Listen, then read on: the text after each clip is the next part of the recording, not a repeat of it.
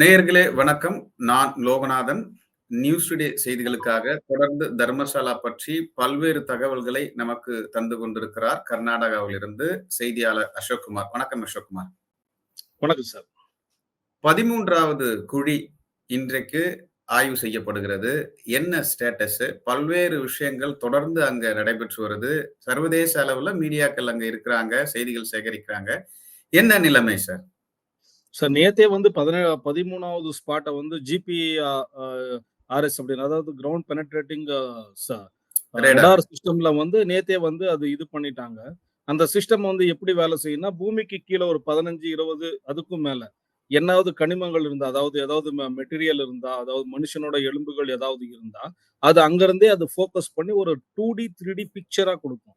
அந்த 2டி, 3டி picture analyse பண்ணி இங்க இருக்கிற டெக்னீஷியன்ஸ் அது கனிமமா, இல்ல வேற ஏதாவது மெட்டலா, இல்ல மனிதனோட எலும்பு கூடுகளான்னு வந்து அவங்க தான் வந்து அத கன்ஃபார்ம் பண்ணும். அப்படி கன்ஃபார்ம் பண்ண வாட்டி தான் வந்து நேத்து குழி தோண்ட ஆரம்பிச்சிருக்காங்க மத்தியானத்துக்கு மேல.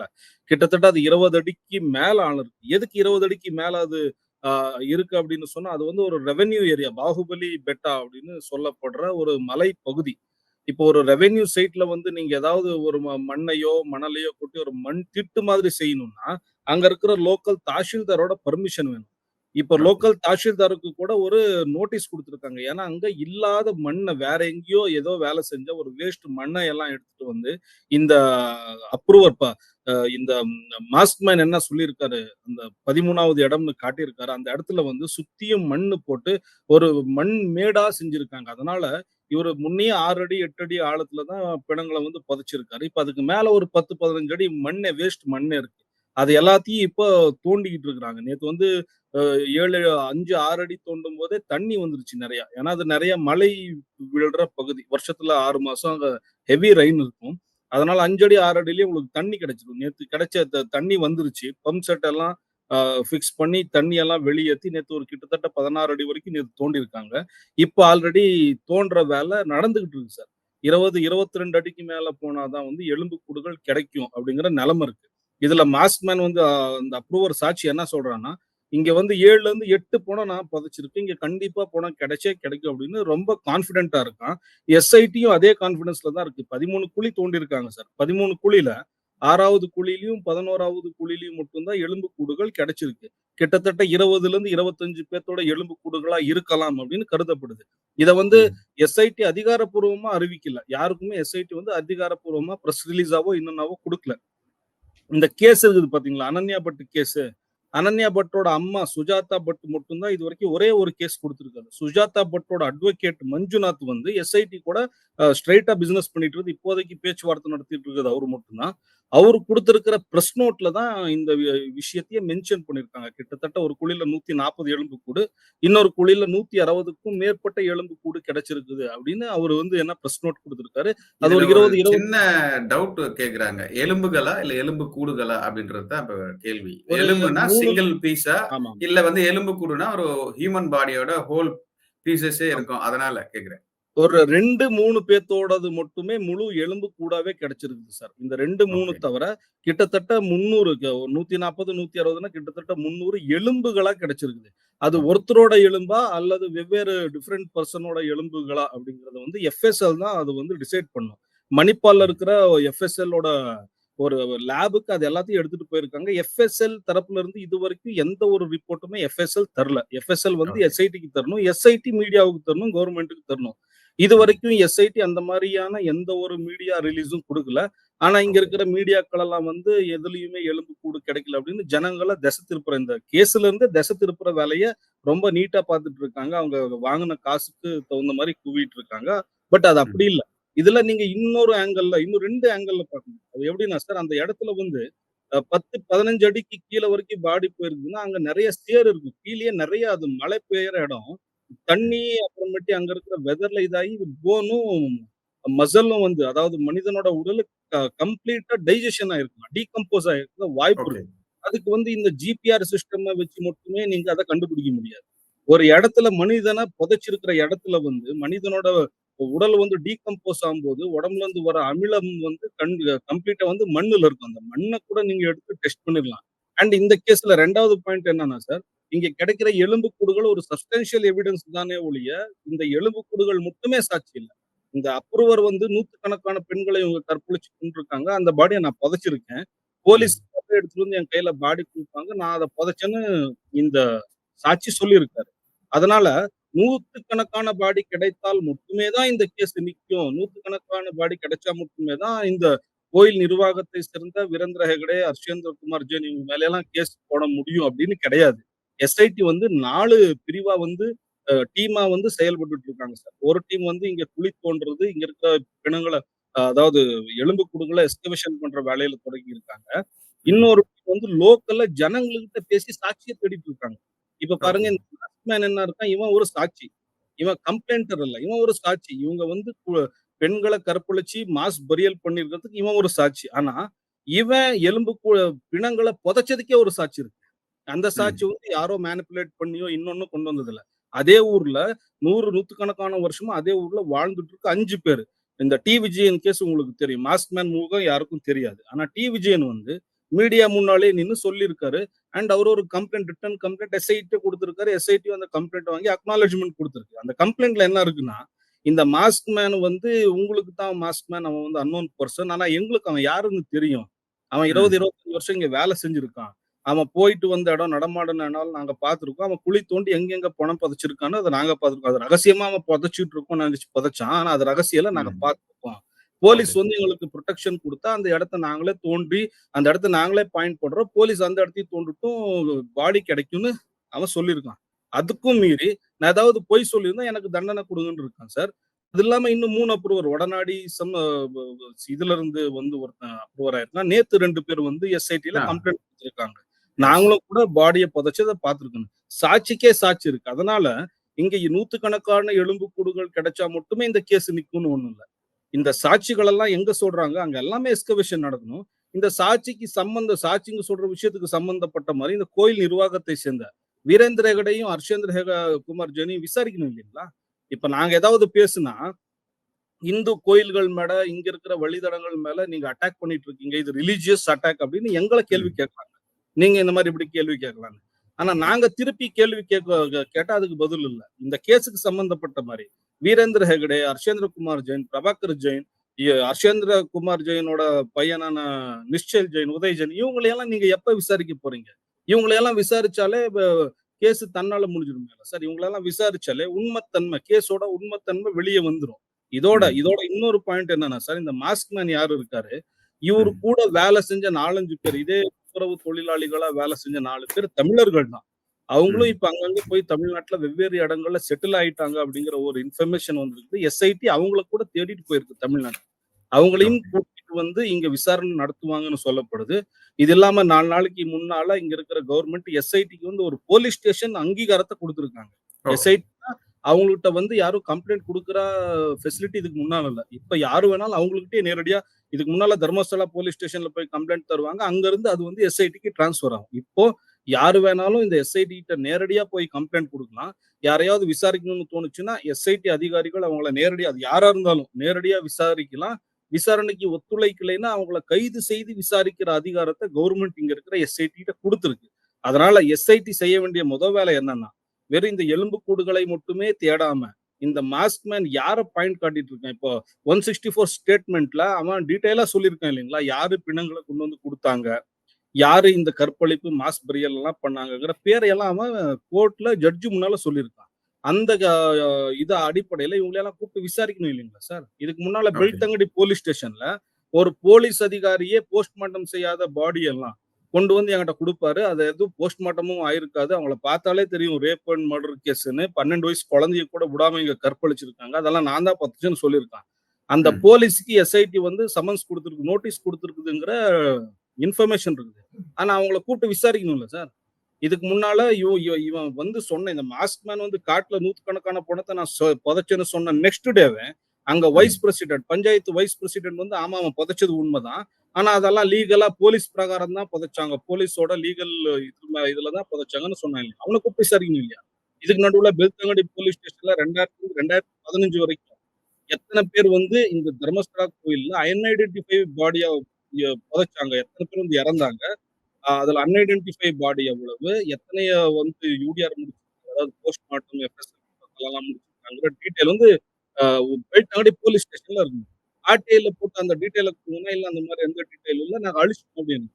அதாவது சார் நாளைக்கு இந்த மாஸ்க்ன்னு சொன்ன மாரி நூத்துக்கணக்கான பிணங்கள எடுத்தாலும், போலீஸ் தரப்புல என்ன சொல்லுவாங்க போயிட்டோம் அப்படின்னா, இல்ல நாங்க லீகலா தான் புதைச்சோம். பட் இப்போ டாக்குமெண்ட் எதுவும் எரிஞ்சு போச்சுன்னா, நீங்க எப்படி கேள்வி பாருங்க ஒரு பக்கத்துல இருந்து சாட்சி நாசம் பண்ண என்னென்ன வேலை பண்ண முடியுமோ, அந்த எல்லா வேலையும் இவங்க பண்ணிட்டு இருக்காங்க. ஆனா எஸ்ஐடி வந்து வீரேந்திர ஹெகடேவையும், ஹர்ஷ் வர்தனையும் விசாரிச்சுட்டா மட்டுமே இந்த கேஸ் முக்காவாசி முடிஞ்சிடும் சார். அதோட இந்த பஞ்சாயத்தோட முன்னாள் பிரசிடென்ட், இப்ப இருக்கிற வைஸ் பிரசிடென்ட், இவங்களுக்கு உதவி செஞ்ச போலீஸ் அதிகாரிகள், வீழ்த்தங்கடியில 1984ல இருந்து இதுவரைக்கும் இருக்கிற எல்லா எஸ்ஐ ம். விசாரிச்சுட்டாலே இந்த கேஸ் முக்காவாசி முடிஞ்சிடும் சார். ஓகே. இப்போ இது புதிய திருப்பம் ஒண்ணு இருக்குல்ல. இந்த இந்திராவதி, பத்ம ஆமா. மாலா பத்மமாலாவா? அவங்களுடைய பத்மலதாவோட அக்கா. பத்மலதா அவர்கள் சகோதரி வந்து இப்போ புதுசா ஒரு கம்ப்ளைண்ட் குடுத்திருக்காங்க.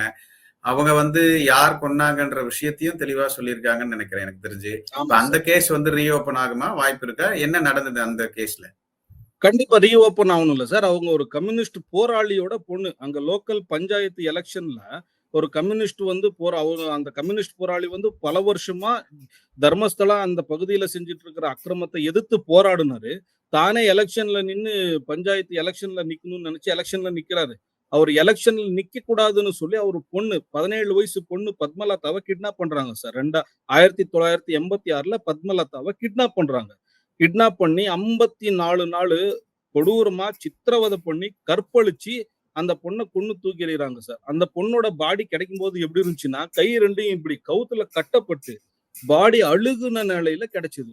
அப்ப கவர்ன்மெண்ட் இந்த கேஸ சீரியஸா எடுத்து இங்க இருக்கிற சிஐடி இன்வெஸ்டிகேஷனுக்கு குடுத்தாங்க சார். சிஐடி இன்வெஸ்டிகேஷன்ல இதுவரைக்கும் இந்த கேஸ் வந்து அன்சால்வ்டு கேஸ்.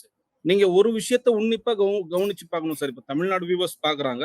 என்ன இத்தன பேரு சரமாரியா தர்மஸ்தலம் மேல குற்றஞ்சாட்டு செலுத்துறீங்க? இதுக்கு என்ன ஆதாரம்ன்னு.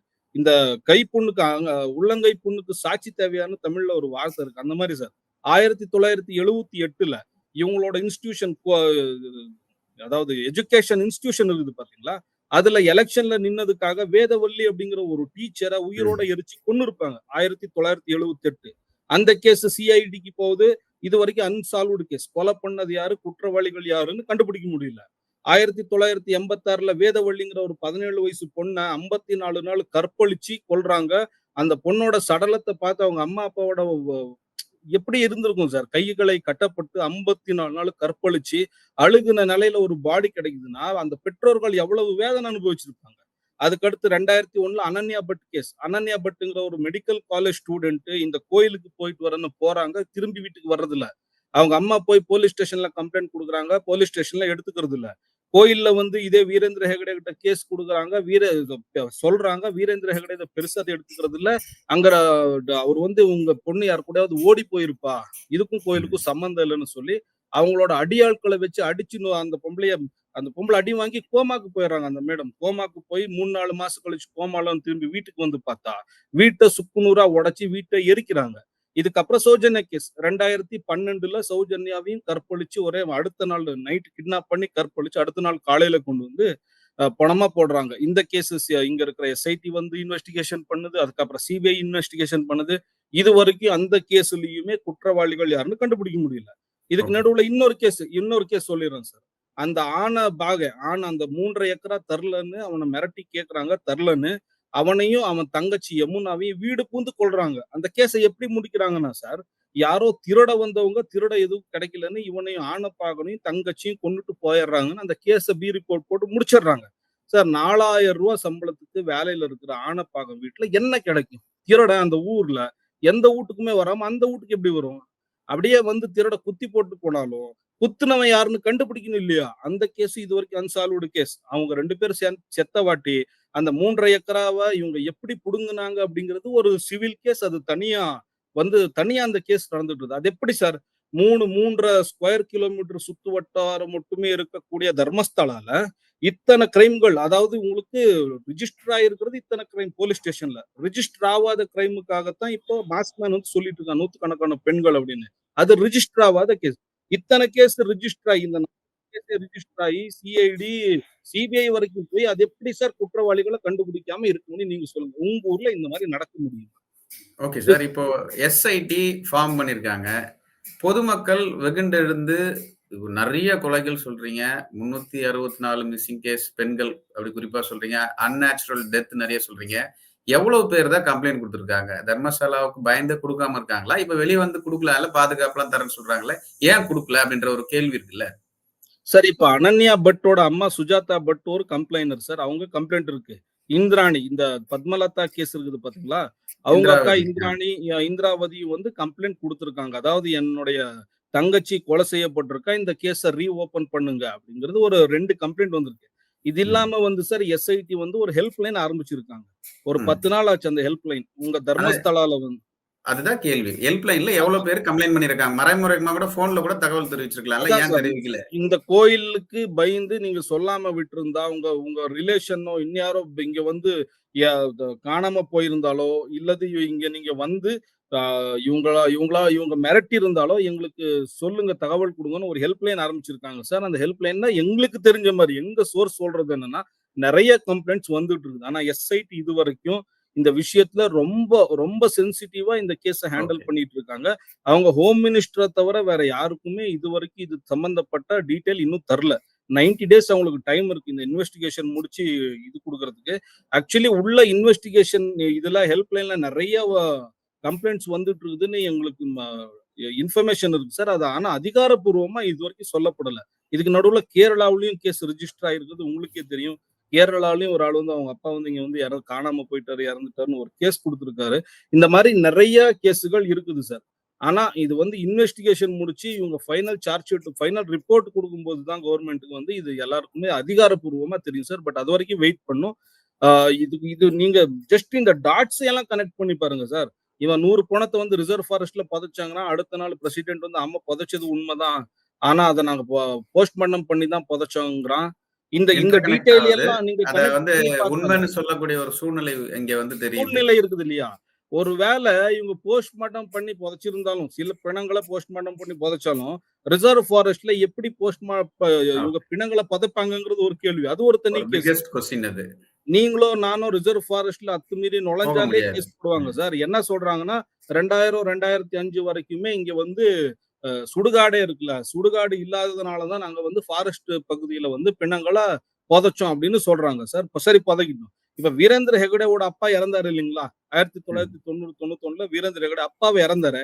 அவர எங்க வச்சு நீங்க புதைச்சீங்க? எங்க வச்சு எரிச்சீங்கங்கிற கேள்வி வருதுல்ல சார்? இல்ல அந்த ஆளோட பாடிய துண்டு துண்டா வெட்டி கூறு போட்டு யாருக்காவது குடுத்தீங்களா? எங்கேயாவது ஒரு இடத்துல புதைச்சு தான ஆகணும். அவர எங்க புதைச்சீங்க? சார் 1964 பஞ்சாயத்து ஆக்ட் என்ன சொல்லுதுன்னா, ஒரு பாடி உங்க பஞ்சாயத்து சரவுண்டிங்ல யாராவது இறந்தா, அந்த பாடிய வந்து லோக்கல் ஸ்டேஷன் எச்ஓஓ முன்னிலையில அந்த பாடிய நீங்க போஸ்ட்மார்டம் பண்ணணும். அந்த பாடிய போஸ்ட்மார்டம் அவன் எப்படி இறந்தான்னு ஒரு எஃப்எஸ்எல் ரிப்போர்ட் இருக்கணும். அதாவது அவன் தூக்கு மாட்டி இறந்தானா? இல்ல வேற யாராவது தூக்கு மாட்டி அத சூசைடுன்னு ஃப்ரேம் பண்ணாங்களா? இந்த இன்வெஸ்டிகேஷன் எல்லாம் முடிக்கணும். அதுக்கப்புறம் இந்த மாரி ஒரு ஆள் வந்து இங்க அனாதை பொணமா இறந்திருக்காரு. உரிமையாளருக்கு வந்து பாடி எடுத்துட்டு போங்கன்னு ஒரு அட்வர்டைஸ்மென்ட் குடுக்கணும். நியூஸ் பேப்பர்லயோ, டிவிலயோ, ரேடியோலயோ அட்வர்டைஸ்மென்ட் குடுக்கணும். இது ஆயும் யாரும் வரலைன்னா, 1 வாரம் 10 நாள் கழிச்சு தான் நீங்க ஈம சடங்க முடிக்கணும். அதுவும் எந்த இடத்துல புதைக்கிறீங்க, அந்த இடத்தோட ஃபோட்டோகிராஃப் இருக்கணும். அந்த பிணத்தோட ஃபோட்டோகிராஃப் இருக்கணும். நாளைக்கு வந்து யாராவது கேட்டா, அங்கருந்து அவங்க ஈம சடங்கு இவங்க உரிமையாளர்கள் சேர்த்து அத நீங்க தோண்டி எடுத்து குடுக்கணும். இப்ப நூத்துக்கணக்கான பேத்த புதைச்சது உண்மைன்னு இந்த வைஸ் பிரசிடென்ட் சொன்னான் இல்லைங்களா பஞ்சாயத்து. இப்ப ம். எந்த இடத்துல யார புதைச்சிருக்க? புரியுதுங்களா ம். உங்களுக்கு? புரியுது, எந்த புரியுது. இடத்துல யார புதைச்சிருக்கு அப்படிங்கிற மேப் எப்ப இவங்ககிட்ட இருக்கு புதைச்சிருக்கா? இல்லைங்களா? என்ன டீட்டெயிலு? அதுக்கான பேப்பர் எங்க? சில விஷயங்கள் தரணும். ஆனா அவர்கிட்ட இல்ல. இல்லல்ல. இது இது என்ன சொல்லுது சார்? இவங்க இப்ப வந்து இது ஃப்ராட் வேலை பண்ணி அன்நேச்சுரல் டெத் தான் இது அப்படின்னு சொல்ல முடியாது. இது ஒரு மர்டர் கூட சொல்லலாம். வாய்ப்பு இருக்கு. சொல்லலாம். அன்நேச்சுரல் டெத்ன்னா உங்ககிட்ட எல்லா டீட்டெயில் இருக்கும் சார். அண்ட் பஞ்சாயத்து ஆக்ட் என்ன சொல்லுதுன்னா, உங்க பஞ்சாயத்துல சுடுகாடு இல்லைன்னா, பக்கத்து பஞ்சாயத்துல சுடுகாட்டுல நீங்க புதைக்கலாம். மொத்தத்துல அந்த பாடிய நீங்க சுடுகாட்டுல தான் புதைக்கணும். ஃபாரஸ்ட் ஏரியால புதைக்க உங்களுக்கு யாரு பெர்மிஷன் குடுத்தா? ஃபாரஸ்ட் டிபார்ட்மெண்ட் என்ன பண்ணிட்டு இருக்குது? அது என்ன தர்மஸ்தலா ரிப்பப்ளிக்ன்னு நெனச்சுட்டு இருக்கீங்களா? உங்க ஊரு வந்து ம். இந்தியாவுல தான் இருக்குதா? இல்ல கைலாசா பக்கத்துல எங்கேயாவது இருக்குதா? நித்யானந்தா இது பக்கத்துலங்கிற கேள்வி வருது இல்லைங்களா? இத்தன கேள்வி இருக்குது. ஆனா எஸ்ஐடி வந்து ஒரு கேள்வி இதுவரைக்கும் வீரேந்திர ஹெகடேவையும் கேட்கல, ஹர்ஷேந்திர குமார் ஜெயினையும் கேட்கல இல்லைங்களா சார்? இவங்கள கேட்டா இந்த டீட்டெயில் எல்லாம் வெளிய வரும்னு நாங்க நேத்து கர்நாடகா சட்டசபையில ஒரு எம்எல்ஏ எந்திரிச்சு நின்னு கேள்வி கேட்கணும் சார். BJP MLA. எஸ்ஐடிய நீங்க எந்த ஆதாரத்துல வந்து எஸ்ஐடி டீமை ஃபார்ம் பண்ணீங்க? இது வந்து ஹிந்து ரிலிஜியஸ் வழித்தடங்கள் மேல நடந்துகிட்டு இருக்கிற ம். ஒரு அட்டாக் அப்படின்னு ஒரு எம்எல்ஏ, அந்த ஆளு பேரு சுனில்குமார். ஒரு எம்எல்ஏ சொல்றான். சார் இப்ப எஸ்ஐடி வந்து ஃபார்ம் பண்ணியிருக்காங்க. அந்த எஸ்ஐடி எதுக்கு ஃபார்ம் பண்ணுச்சுன்னா, இந்த மாரி ஒரு மாஸ்க் மேன் கோர்ட்டுக்கு ஒரு மண்ட ஓட்டோடயே வந்தான். கோர்ட்டுக்கு வந்து இந்த மாரி கேஸ் அவன் குடுத்தப்போ, எந்த கவர்ன்மென்ட்டா இருந்தாலும் இத சீரியஸா எடுத்தே ஆகணும், விசாரிச்சாகணும். இங்க இருக்கிற கவர்ன்மென்ட் அத லேட்டா தான் பண்ணுச்சு. ஆனா பண்ணுச்சு. நாளைக்கு எஸ்ஐடி வந்து அத வந்து இன்வெஸ்டிகேஷன் பண்ண போறாங்க. இன்வெஸ்டிகேஷன் பண்ணி எது சரி, எது தப்பு, யார் மேல குற்றம் இருக்குன்னு அவங்க 90 நாள் கழிச்சு கவர்ன்மென்ட்க்கு ரிப்போர்ட் குடுக்க போறாங்க. இதுக்கு நடுவுல பிஜேபி காரணங்களுக்கு எங்க சார் வலிக்குது? நேஷனல் ஹியூமன் ரைட்ஸ் கமிஷன் வந்து நேத்துல இருந்து இங்க விசாரணை நடத்திட்டு இருக்கு. நேஷனல் ஹியூமன் ரைட்ஸ் கமிஷன் அப்படிங்கிறது கம்ப்ளீட்டா சென்ட்ரல் கவர்ன்மென்ட்டோட கையாளு கைக்கூலி. இது ம். உலகத்துக்கே தெரிஞ்ச விஷயம். அகலாக்ன்னு ஒருத்தன் வீட்ல சிக்கன் சாப்பிட்டுட்டு இருந்தான். அவன் வீட்ல மட்டன் இது மாட்டுக்கறி தான் இருக்குன்னு உத்தரப்பிரதேஷ்ல ம். 2014ல ரோட்ல அடிச்சே தூக்கி கொண்டாங்க. போட்டு நெருப்பு ஊத்தி சுட்டு எரிச்சு கொன்னாங்க சார். அடிச்சு கொல்லல, எரிச்சு கொன்னாங்க. எரிச்சே கொண்டாங்க. ரைட். அப்பயும் நேஷனல் இந்த ஹியூமன் ரைட்ஸ் கமிஷன் வந்து சுமோட்டோ கேஸ் எடுத்துச்சு. என்ன விசாரணை பண்ணாங்க? முஜாஃபர் நகர், உத்தரப்பிரதேஷ் முஜாஃபர் நகர்ல இந்து முஸ்லிம் கலாட்டையாகி நூத்துக்கணக்கான பேர் இறந்தாங்க சார் அந்த அந்த ராய்ட்ஸ்ல. அப்பயும் இவங்க சுமோட்டோ கேஸ் எடுத்தாங்க. ப டெல்லியில வந்து இதே இந்து முஸ்லிம் கலாட்டா நடந்தப்பயும் இவங்க சுமோட்டோ கேஸ் எடுத்தாங்க. 2023ல இதுல மணிப்பூர்ல 13 பேத்த ஒரே நாள் சுட்டுக் கொன்னாங்க. அந்த கேஸையும் இவங்க சுமோட்டோ எடுத்தாங்க. போய் விசாரிச்சாங்க. அந்த விசாரணை எந்த நிலைமையில இருக்கு? யார் யாரு தப்பு பண்ணியிருக்காங்க அப்படிங்கிற சார்ஜ் ஷீட் ஏதாவது குடுத்தாங்களா? டீட்டெயில் குடுத்தாங்களா? உங்களுக்கு ஏதாவது தெரியுமா சார்? ஆஸ் அ ஜர்னலிஸ்ட்டா, நேஷனல் ஹியூமன் ரைட்ஸ் கமிஷன் கடந்த 11 வருஷத்துல எத்தன கேஸ சுமோட்டோவா எடுத்திருக்கு? எத்தன கேஸ நியாயமா விசாரிச்சிருக்கு? எத்தன கேஸ்ல அவங்க வந்து ஒரு தீர்மானம் குடுத்திருக்காங்க? ஒரு ஜர்னலிஸ்ட்டா என்னைக்காவது படிச்சு உங்களுக்கு நெனப்பு இருக்கா? எனக்கு ம். வந்து நெனப்பு இல்ல. இப்ப புதுசா வந்து நாங்க கூப்பிடாமலே இங்க வந்து இறங்கியிருக்காங்க. ஞாயித்துக்கிழமை மோடி பெங்களூருக்கு வராரு. மெட்ரோவ மெட்ரோவ ஓப்பன் பண்றாரு. மெட்ரோ லைன ஓப்பன் பண்றாரு. திங்கட்கிழமை நேஷனல் ஹியூமன் ரைட்ஸ் கமிஷன் கர்நாடகத்துல வந்து தர்மஸ்தலா பகுதியில இறங்கியிருக்கு. அவங்க எதுக்கு வந்திருக்காங்கன்னு நான் உறுதியா சொல்றேன் சார். எஸ்ஐடி சரியான வழியில வந்து இவங்க இன்வெஸ்டிகேஷன் நடத்திட்டு இருக்காங்க. இந்த இன்வெஸ்டிகேஷனோட பிரைமர் ரிப்போர்ட்ட வந்து இவங்க சென்ட்ரல் கவர்ன்மென்ட்க்கு அனுப்புவாங்க. என்னென்ன நடந்துகிட்டு இருக்குது, நாளைக்கு என்னென்ன நடக்கலாம், யார் யாருக்கு தப்பு இருக்குதுன்னு இவங்களே சென்ட்ரல் கவர்ன்மென்ட்க்கு ஒரு ரிப்போர்ட் குடுப்பாங்க. நாளைக்கு சென்ட்ரல் கவர்ன்மென்ட் இந்த கேஸ் அப்படியே மாத்துறதுக்கான எல்லா வாய்ப்பு இருக்கு. ஏன்னா சென்ட்ரல் கவர்ன்மென்ட், மோடி கவர்ன்மென்ட் மேல எங்களுக்கு சுத்தமா நம்பிக்கை இல்ல. எந்த கேஸ வேணாலும் மணிப்பூர் கேஸே இவங்கனால ஒழுங்கா ஹேண்டில் பண்ண முடியல. தர்மஸ்தலா கேஸ ம். ஒழுங்கா ஹேண்டில் பண்ணுவாங்கன்னு நாங்க எந்த வகையில நம்புறது சார்? ஹியூமன் ரைட்ஸ் கமிஷனுக்கு இன்னொரு அதிகாரம் இருக்கு. இந்த சாட்சி யாரு இருக்கான் பாத்தீங்களா? சாட்சிய நீங்க நேரடியா கூப்பிட்டு விசாரிக்கிற அதிகாரம் இவங்களுக்கு இருக்கு. இவங்க சாட்சிய நேரடியாவே பயமுறுத்தலாம். நேத்து சுனில்குமார்ங்கிற எம்எல்ஏ இன்டைரக்ட்டா வந்து சாட்சிய பயன்படுத்தி இருக்கான். இந்த சட்டசபையில பேசுறது இன்டைரக்ட்டா பயன்படுத்தி இருக்கான். நேஷனல் ஹியூமன் ரைட்ஸ் கமிஷன் நேராவே பயன்படுத்தும். இது எல்லாத்தையுமே ஒத்து ஊத்துறதுக்கு இங்க இருக்கிற மெயின் ஸ்ட்ரீம் மீடியா இருக்கு. மெயின் ஸ்ட்ரீம் மீடியா வந்து இதுவரைக்கும் எந்த குழியில ம். எதுவுமே கிடைக்கல, எதுவுமே கிடைக்கலன்னு ஜனங்களோட மூட வேற மாரி மாத்த ட்ரை பண்ணிட்டு இருக்காங்க. இன்னைக்கு 13வது குழியில எதுவுமே கிடைக்கலன்னா, எஸ்ஐடிய இழுத்து மூடிரும் கவர்ன்மென்ட் அப்படின்னு இவங்களே அறிவிச்சுட்டாங்க. காலையில இருந்து ஓகே. நானும் நியூஸ பார்த்து போதுமாயிருச்சு. அவங்க 90 டேஸ் ம். டைம் குடுத்துருக்காங்க. ஆனா கவர்ன்மென்ட் இத இழுத்து மூடிரும் இன்னைக்கு சாயந்தரம் இவங்களே ஆல்ரெடி ரிசல்ட் குடுத்துட்டாங்க. இந்த மாரி நிலைமை போயிட்டு இருக்குது. இதுல என்ன நடக்கணும் எங்களுக்கே தெரியல. நாளைக்கு என்ன நடக்க போகுது? ஏன்னா மீடியா ஒரு பக்கம், சட்டசபையில பிஜேபி எல்லாம் ஒண்ணா சேர்ந்து தர்மஸ்தலாவ காப்பாத்துற வேலைய பார்த்துட்டு இருக்காங்க. இந்த பக்கம் central government national human rights commission அனுப்பி இவங்க வேற விளையாட்ட ஆரம்பிச்சிருக்காங்க. அதனால ஓகே. எஸ்ஐடி வந்து ஃப்ரீயா இந்த கேஸ இன்வெஸ்டிகேஷன் பண்ணுவாங்களா நாளையில இருந்து அப்படிங்கிறது ஒரு பெரிய கேள்விக்குறியா இருக்கு சார். இது போன்ற பல்வேறு தகவல தொடர்ந்து நாங்கள் தர இருக்கிறோம். நியூஸ் டுடே நேயர்களுக்கு பல்வேறு அப்டேட்ட கர்நாடகாவிலிருந்து தொடர்ந்து செய்தியாளர் அசோக் குமார் நமக்கு தந்து கொண்டிருக்கிறார். நன்றி அசோக் குமார். இது போன்ற தேங்க் யூ. பல்வேறு விஷயங்கள தொடர்ந்து நாங்கள் விவாதிக்க இருக்கிறோம். எங்களுக்கான அங்கீகாரம் என்பது நீங்க எங்க சேனல தொடர்ந்து சப்ஸ்கிரைப் பண்ணி எங்க வீடியோக்கள தொடர்ந்து பாருங்க.